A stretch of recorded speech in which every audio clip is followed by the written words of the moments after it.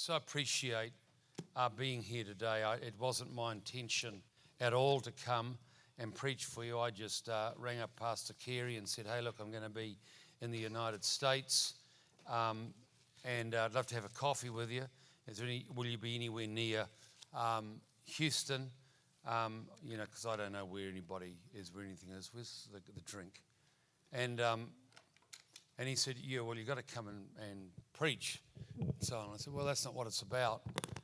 But he was so generous in having me here and just had a great time on, I don't know, it was Sunday or Friday night, I think it was. And with some of the leaders, it was absolutely awesome. I believe that you have got probably one of New Zealand's best ministries. And so I was a bit upset when Pastor Carey left. I thought it's not fair.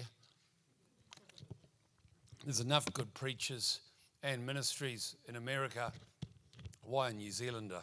But there's reasons why a New Zealander needs to come to America. I'm not going to tell you why, but there is good reason to. And there's a few in America at the moment. I remember, some of you might know Pastor Jurgen, and of course he's New Zealand, and I knew him well. And of course the lockdown happened, and where is he? And of course what happened was they were only allowed to have meetings of, I think it was 10 or 20 people, but the strip clubs could have as many people as they liked. And so Pastor Carey, being New Zealand or Australia and so on, we'll just do stuff that people can't believe. So he stood up one Sunday morning, I'll never forget it, stood up and he said, well, we're now going to become a strip club right now. And so he stripped off his jacket, and I think he took his tie off and nothing else. He said, right, I've just stripped. We are now officially a strip club, which meant he could have as many people as he liked in church. And of course, we had the princess of Jezebels in our nation during the lockdown. And I won't mention her name because I won't let her name pass my lips. But it was just something else. But it's been a privilege to support Pastor Carey and Rihanna just as they were transitioning from New Zealand over to here. I do a bit of church planning, and so we decided we were going to support them, and we've continued to do that. And it's so for me, it's just amazing to see you here, to meet some of you, and see the product, the fruit of what's happened. And I will be showing the church a couple of photos I just took and telling them I was there. And it's just absolutely awesome. Let me just tell you a little bit about myself. I've pastored our church, Encounter Church. It's our 40th year this year. I've been married to one woman for 50 years. We celebrate that later on in the year. And we've got 5 kids and 11 grandchildren, which my wife keeps trying to make me relate to. And, being a bit of a loner, that can be tough, especially the noise. And I have just been through absolute hell and back. You'll hear a little bit about that, but that contextualizes a little bit of what I want to share. Because I want to talk to you today about the unseen plan of God. And it's in Luke chapter 11. And I'm going to try and read it from here. Now a certain man was sick, Lazarus of Bethany, and the village of Mary and his sister Martha. And it was Mary who anointed the Lord with ointment and wiped his feet with her hair, whose brother Lazarus was sick. So the sisters sent word to him saying, Lord, behold, he whom you love is sick. But when Jesus heard this, he said, this sickness is not meant for death, but is for the glory of God, so that the Son of God may be glorified by it. And Jesus loved Martha and her sister and Lazarus. So when he heard that he was sick, he then stayed 2 days longer in the place where he was. Now that's just absolutely bizarre. See, his friend is sick, and yet he doesn't go to his friend to pray for him, to heal him. Now that's absolutely a bizarre thing. And then after this, he said to the disciples, let's go to Judea region, to Judea again, so on. And this, he said, and after this, He said to them, "Our friend Lazarus has fallen asleep, but I'm going so that I might awaken him from the sleep." The disciples then said to him, "Lord, if he has fallen asleep, he will come out of it." And Jesus had spoken of his death, but they thought he was speaking about actual sleep. Now, I'm just to save time, you guys know the story, and it goes down where Jesus comes to pray for him and says some certain things, which we'll talk about. But for me, it is just amazing. Here's a story that's full of drama, it's full of mystery, and Jesus could have easily just got up, gone to Lazarus, prayed for him. He would have got healed. He wouldn't have died. And in the middle of it, in verse 6, he says that he stayed in the place for 2 days. And he gives the reason why. He speaks about that the glory of God might be made manifest. And so they hang around, and finally he goes there. And, you know, Martha and Mary are pretty critical and pretty difficult about the whole thing.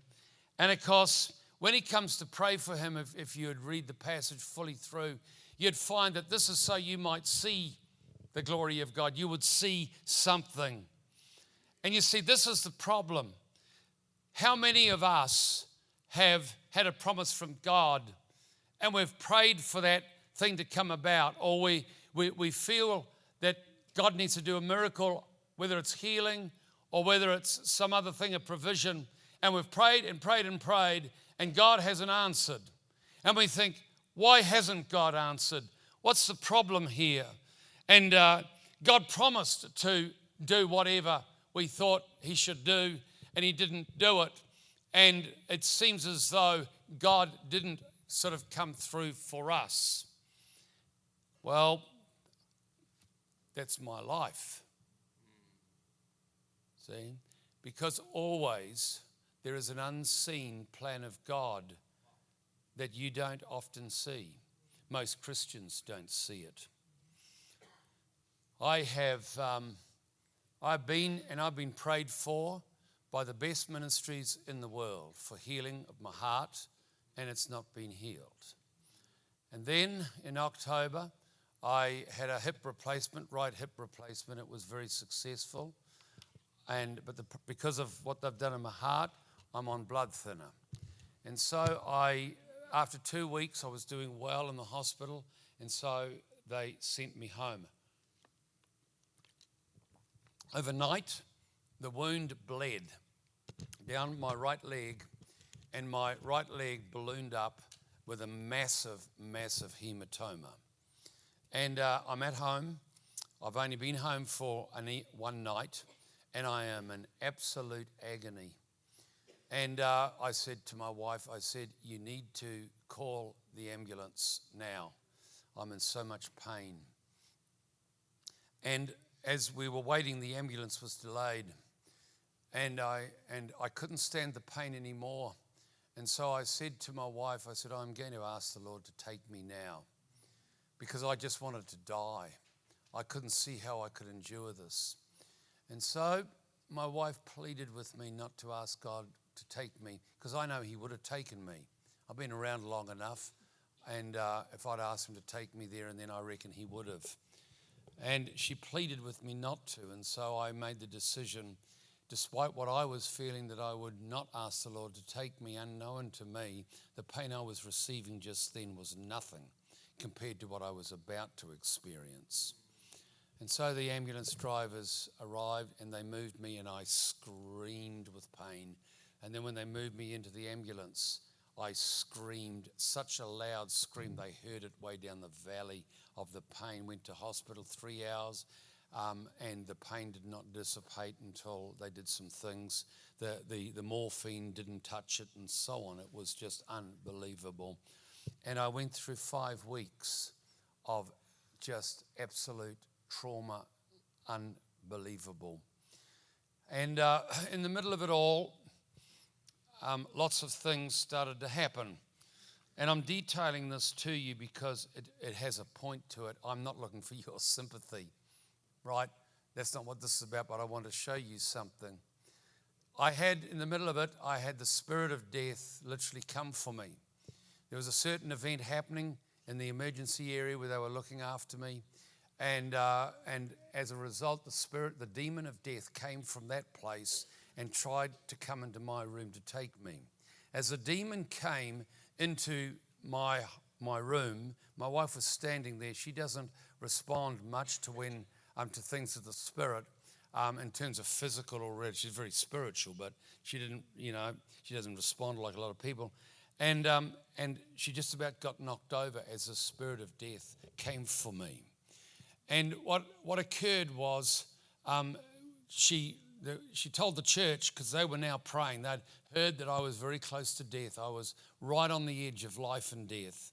She said to the church, about what was happening. And there was a move of God where people, without having to be told, they started to come to our church and began to pray night after night after night.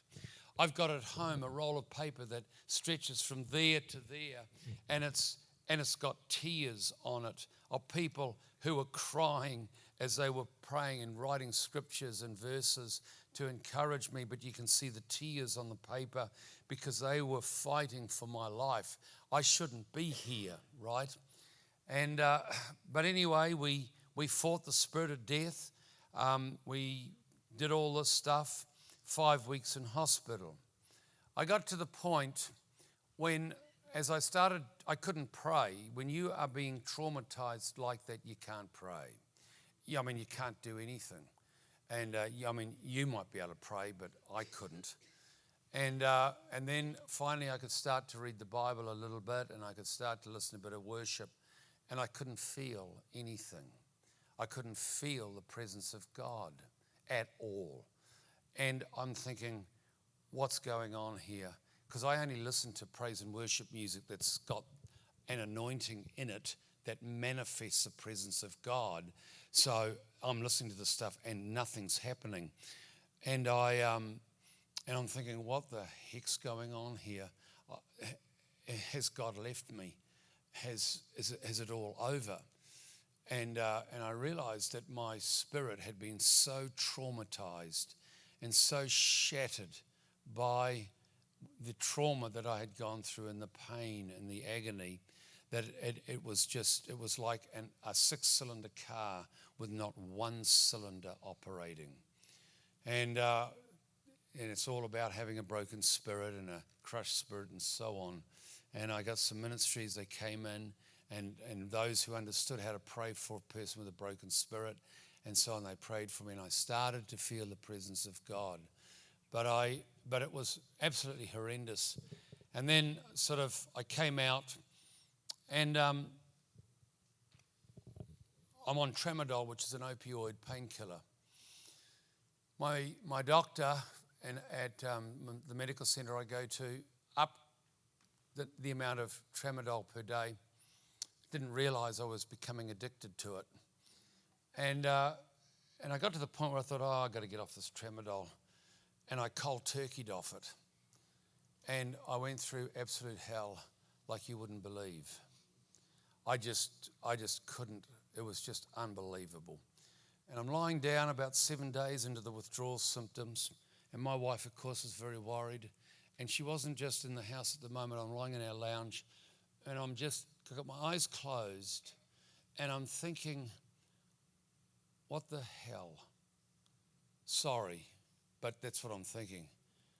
I'm looking at the fact that I used to fish. I was a sportsman in 3 sports, a representative sportsman. I was a natural sportsman and very good at sport.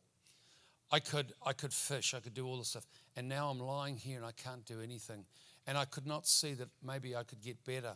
And I'm thinking, I might as well just take my life right now. And I would never take my life because my philosophy as a Christian, my belief system as a Christian is not to do that.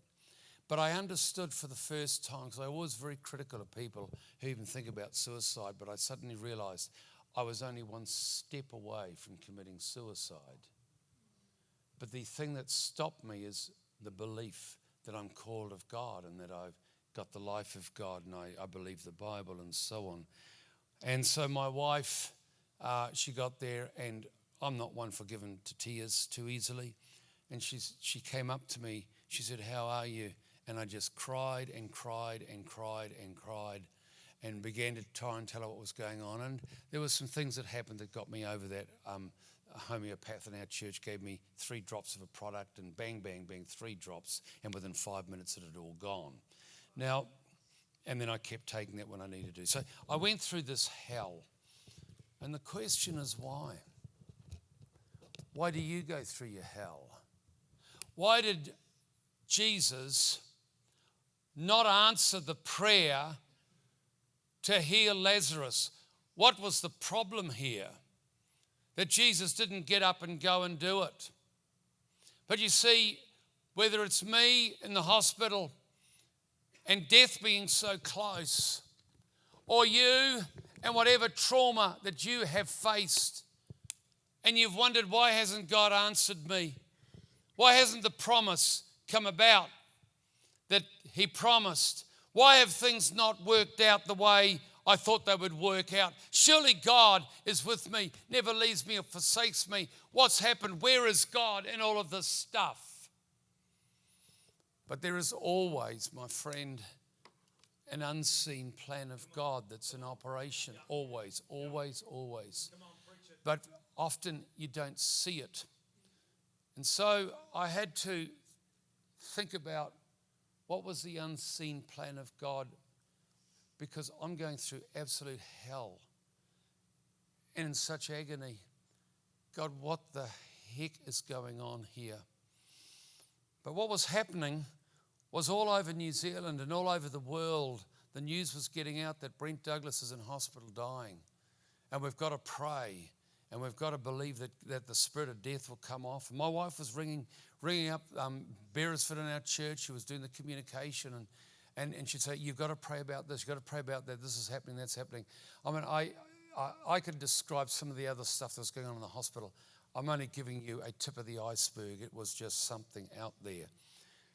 And then I read, finally when I got to the Bible and I could read the Bible, I read John chapter 11.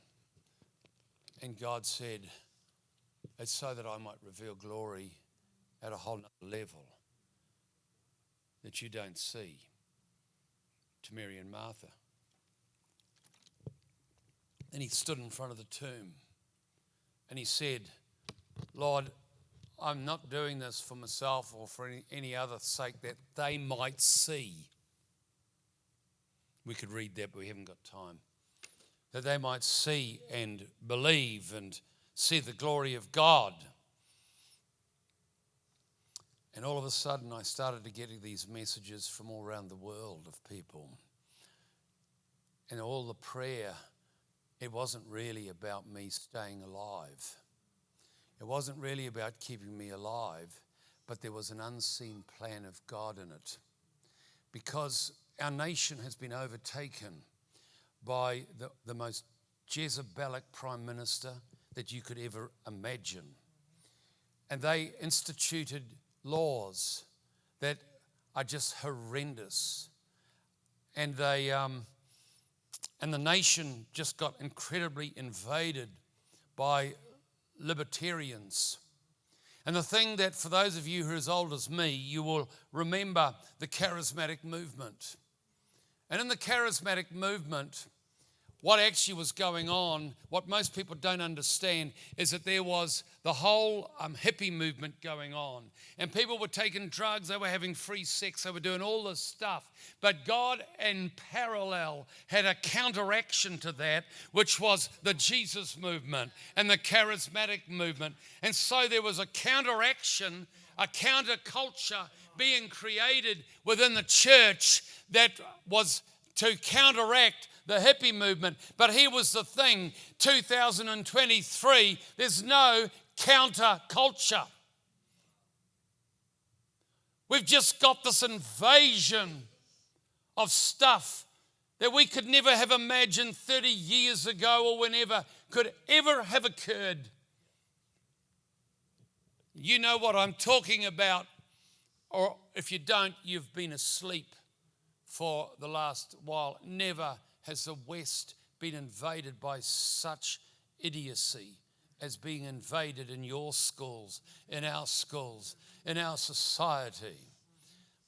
But I tell you, they wanted to take freedom of speech from us. Fortunately, they couldn't do it because there was such an uproar and such protests were going on in the country. And I'm watching this invasion of everything good, everything proper, everything moral, everything healthy being totally destroyed in our nation. I know what the unseen plan of God is for my life. The unseen plan of God is somebody has got to stand up and say, enough is enough. Some church has got to stand up and say enough is enough. Somebody's got to stand up with enough guts where they say that these things are wrong, even though it's illegal for me to say it, and even though it's illegal for me to counsel people against certain tendencies. Somebody has got to have enough grunt and enough guts to say, we don't accept this crap. We will not allow this in our environment, and we will stand against it, and we will hold to the word of God. And I tell you, people began to say to me as they were praying, Brent, it's not really about you being alive.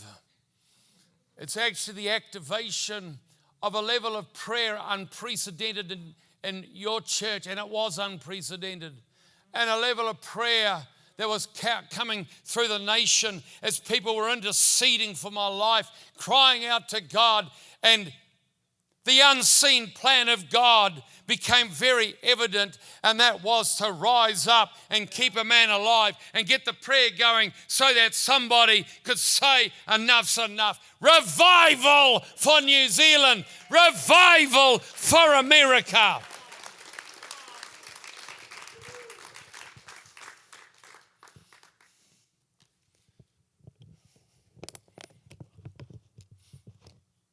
You see, the thing is, friends, that you thought it should be one way, but God's frequently got it as another way, another thing that He's trying to accomplish in your life. The problem is this, that the young people especially, but even older people, see, they want everything handed to them easily, right? Ministry opportunity. Well, yeah, I'll come and I'll minister for you as long as you pass to make the people come. What a load of nonsense. But you see, they want it all given to them. And so they don't realize that except a grain of wheat fall to the ground and die, it shall not bring forth fruit. The only way to get fruitfulness in the kingdom of God is that I die, that Christ might live through me. And to the degree that I die is a degree that Christ can come and flow through me. But people don't want to hear the fact that God is seeking to kill you in order that His Spirit, His life, His power might be freely manifest without all the stuff that actually causes the flow of the life of God to be hindered and restricted because there's just stuff there.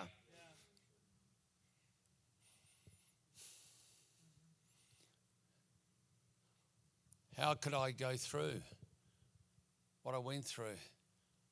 Only that I understood that often God has got a better plan than I knew. I shouldn't be here. I tell you that now. My wife didn't want me to come to the States. But you see, I've been born in a culture back when I was born again where young people had guts. They had grunt. Not like today, all weak and sickly. No, of course, not here. Not here, but other places. But you see, I say to my young people, the only reason I won't fulfill my responsibility is if I'm dying. Otherwise, I'll be at church preaching. I don't care how sick I am. I preached to a whole group of pastors with COVID. It's a whole other story, how it all happened. But I'm not going to hold back. from preaching because of COVID, for goodness sake. Give me a break. I mean, Jezebel and our Prime Minister Jezebel, she was the princess of all Jezebels. She tried to stop us preaching, but I got an answer to it, which I'll not tell you now.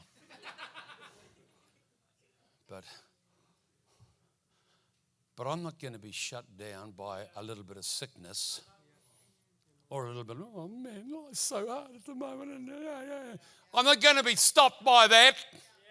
Because God's always got a greater purpose. He's always got a greater plan. And He's looking for a man, and He's looking for a woman, and He's looking for a young person that would say, I will stand true. I will stand strong. I will be there. And even though 1,000 might fall by my side, I will stand strong in the midst of the fire, because I will go with Shadrach, Meshach, Abednego. I will go in the fire. I've been in the fire, but it's only in the fire that you find the Son of God in a way unprecedented.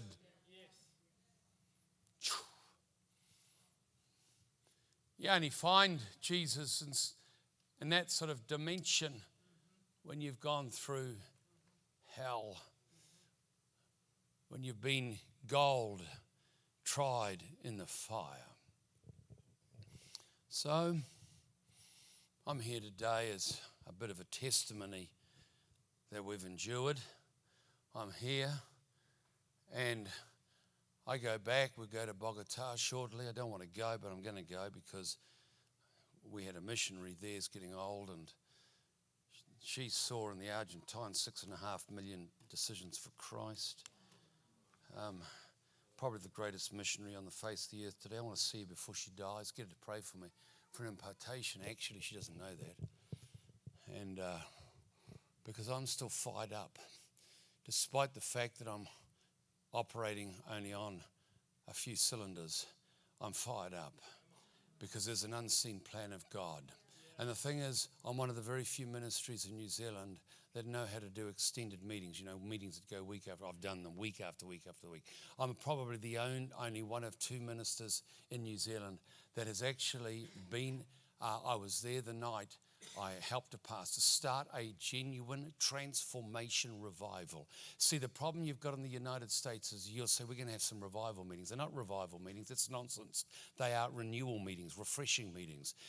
Revival meetings are when there's no more violence in the families, where the suicide rate drops right off, where the gang members say to the pastor, hey, is it you who are doing those meetings with our kids? He said, yes. He said, you keep those meetings going. They're changing our families. He's the only pastor had the social services person who dealt with violence in the homes come to him and say, Pastor, you're going to have to pay my salary. And he said, why? Because I've got nothing to do. I've seen this. I've been there. I've seen revival. And then a prophet in your nation up at Bryan, Texas, was driving through where I had in a place called Timaru, 5 months of meetings, 4 nights a week. I'd fly down Tuesday, come back Saturday, preach in my church, go back again. And hundreds and hundreds of people from around New Zealand came there.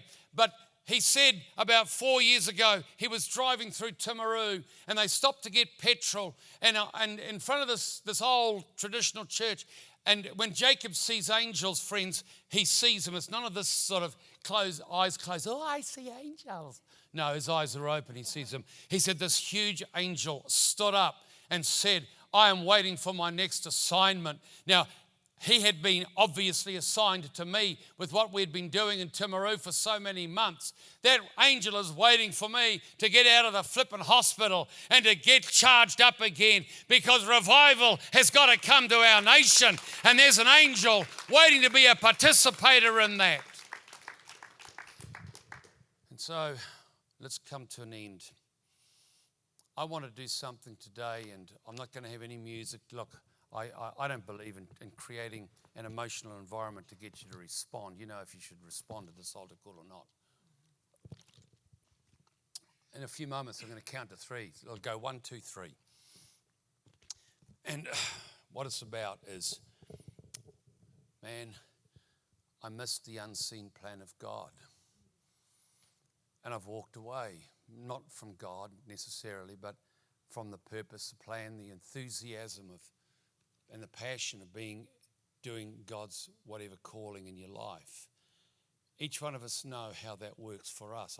It's not for me to tell you, but I know that many people live just to get on with life, but they've walked away from things with God, maybe, and that they didn't understand that God took you through the fire in order to bring something greater, a greater glory in your life. And sometimes we need to have a moment. And I think what I saw with the stadium, and I was talking to Pastor Carey, there is an opportunity here. There is a prophetic grace upon this church to be extraordinary and to be different, but it needs extraordinary and different people. People who'd say, okay, I've been through hell, I've been through stuff, I didn't understand it, and the promises of God haven't come to pass for me. And you've sort of lost that drive, or that, not so much passion, but just being there and pushing through or whatever. And I'm going to suggest something at the count of 3, that if you somehow identify with what I've shared, that this is a moment when I count to 3, you come out of your seat and you leave and you consciously think, I'm going to just drop the disappointments. I'm going to drop the pain of how I've felt about God. I'm just going to drop the whatever it is that has just really hindered you and held you down. And you're going to walk, and when you walk across the front, you're walking across and saying, I'm going to go again. When I cross this line, I'm going to commit myself again to the purpose of God, even though I don't understand what's happened, because there are some things you'll never understand. That's what I've learned. The older I get, the less I understand about why things happen and why God does what he does and the way he does it through me. But I can't be bothered to worry about it. I'm just here to make sure that my end days are better than my first. But you've got to put some things aside. You've got to drop some things off. You've got to renew faith and renew determination to push into the glory and presence of God. You've got to renew that. And you see, I know that here, many of you have come from other churches. I didn't, and I wish I had time to do it. I did an altar call up in Bryan for people who'd been abused by pastors. I thought there might be 6 or 8 people there. 80% of the church came up. Demons came out and all the rest of it. And you may have been mishandled, may have been abused by pastors, all sorts of stuff, or other leaders. It doesn't matter. But if you're carrying some stuff and you've realised you've withdrawn from the best that God has got for you for whatever reason, this is your moment. And so by the count of 3, if it's you just pray as you come. You just drop it. And then I'm going to help you and pray with you and lead you in some prayer of recommitment back to the unseen plan of God. 1, 2, 3.